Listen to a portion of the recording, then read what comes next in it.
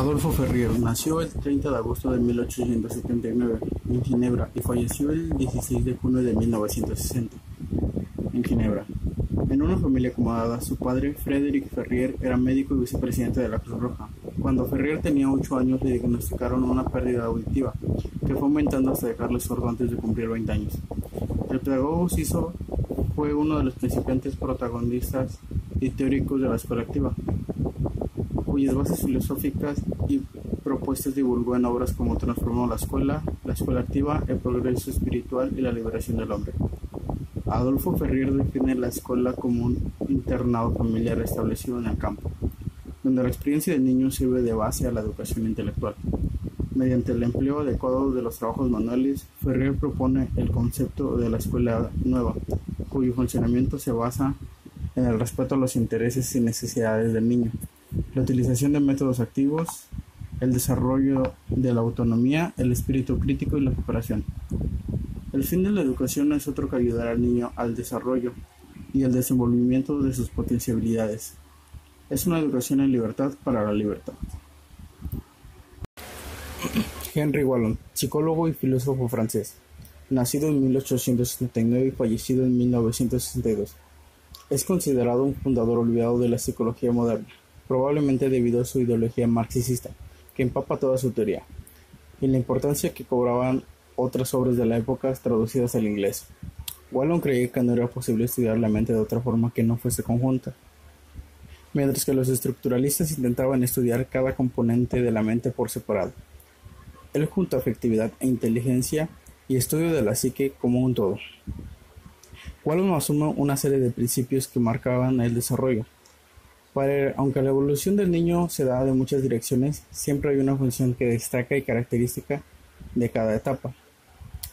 Muchos psicólogos entendieron al niño como un adulto que aún le falta algunas funciones específicas. Una postura egocéntrica que ve al infante como un adulto en potencia que suma hilos del desarrollo. Estas etapas son 5. La primera es la etapa de imposibilidad motriz de 0 a 6 meses. La segunda etapa de desarrollo emocional de 7 a 12 meses. 3. Etapa sensorimotriz y proyectiva de 2 a 3 años. 4. Etapa de personalismo de 3 a 6 años. Y 5. Etapa categorial de 6 a 11 años. Celestino Freire Garz, 1896, Pence, 1966, pedagogo francés e impulsor de métodos de renovación pedagógica dentro del marco del movimiento llamado la Escuela Nueva durante el periodo de la equivalencia.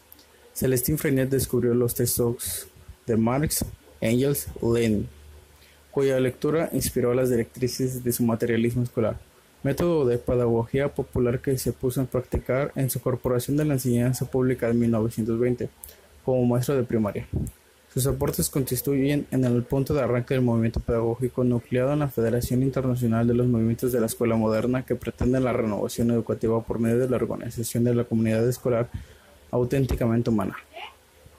El niño normal tiende a organizar su primitiva experiencia a tientas, en formas cada vez más ricas que se convierten naturalmente en experiencias sociales, las cuales se integra con otros niños a dejar de ser puro juego a ser juego-trabajo.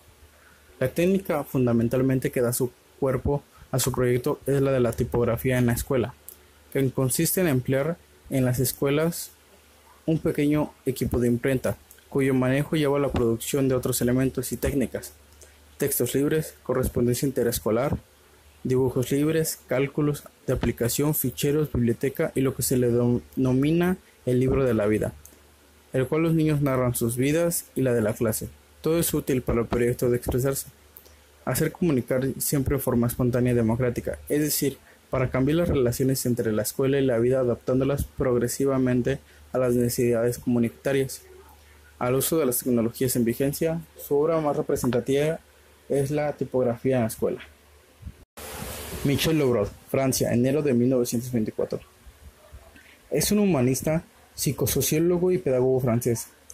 Autor de numerosas obras, uno de los principiantes fundadores de la pedagogía institucional, fundador de la teoría y del método de la neuroeducatividad interviniente. Lo que le caracteriza a Michel Lebrun es sin duda la importancia en el que toma la pedagogía institucional concebida como el análisis dentro de lo que se ocurre dentro y fuera de las instituciones educativas. Es aquella que permite a los alumnos hacerse cargo de forma total o parcial de su propia formación, en la que aquellos son considerados como objetivos sobre los cuales se transmite conocimiento, si no son vistos como individuos responsables de su propio aprendizaje y de su formación. Su propuesta pedagógica, denomina pedagogía institucional, nace de la posición en la que se sentía hacia la pedagogía tradicionalista de su época, la cual se caracterizaba por tener programas educativos enfocados al conformismo, estaba en difundir la ideología de la clase dominante, autoritarismo de las profesiones, represión administrativa, escuela, cuartel e institución. Carl Rogers, 1902-1987, fue un psicólogo estadounidense que pasó a la historia por ser uno de los principales exponentes de la corriente humanista. Este terapeuta creó una rama conocida como psicología no directiva, que ponían el énfasis en la relación entre el terapeuta y el paciente, en lugar de dar una serie de pasos predeterminados para curar las distintas enfermedades mentales. El interés por la psicología de Carl Rogers comenzó a desarrollarse durante su tiempo como estudiante en el Seminario de la Unión Teológica en Nueva York.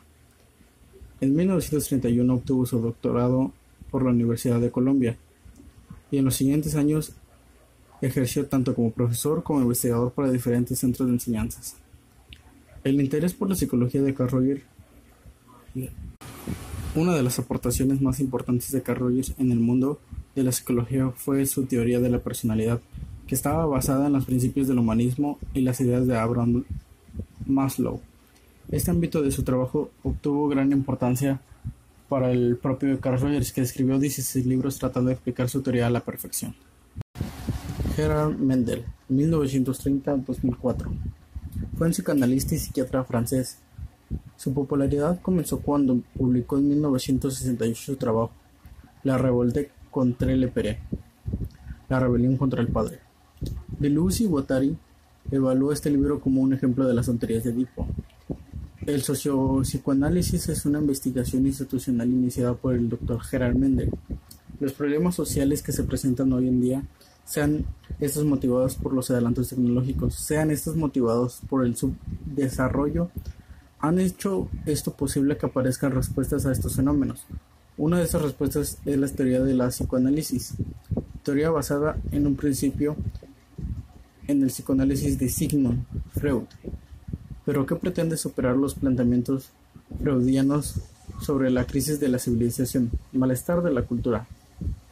El campo del psicoanálisis está limitado por los fantasmas conscientes e inconscientes que se expresan a través del discurso del paciente en una situación analítica.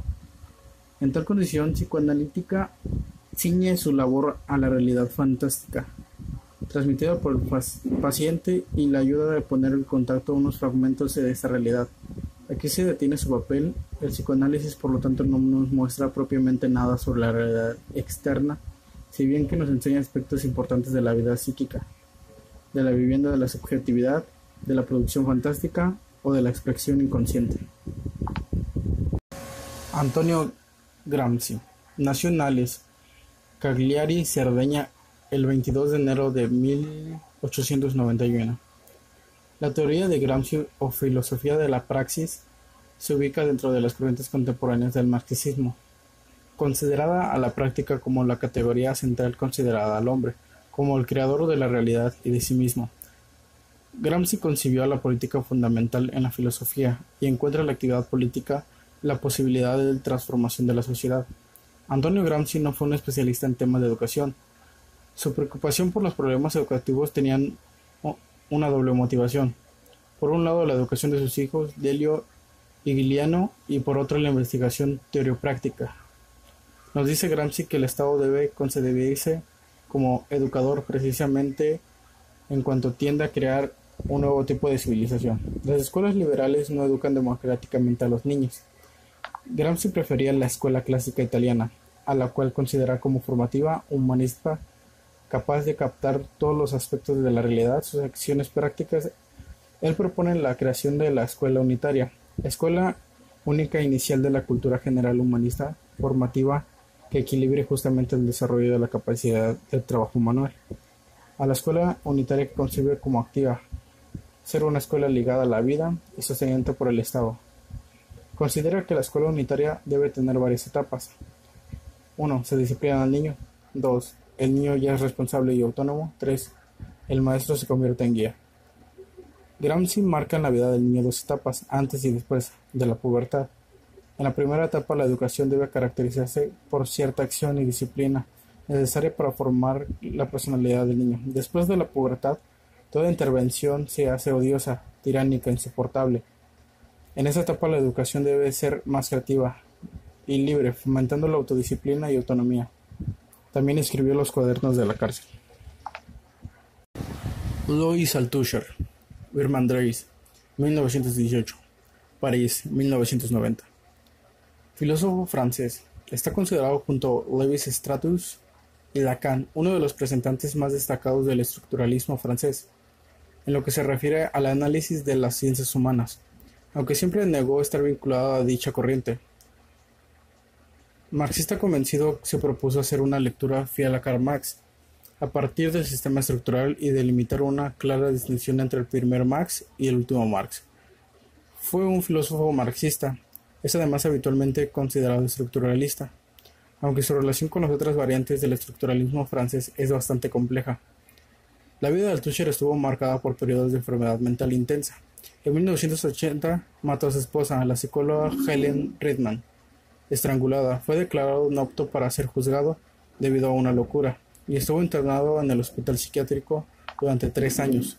Hizo poco más de 3 trabajos académicos, muriendo en 1990.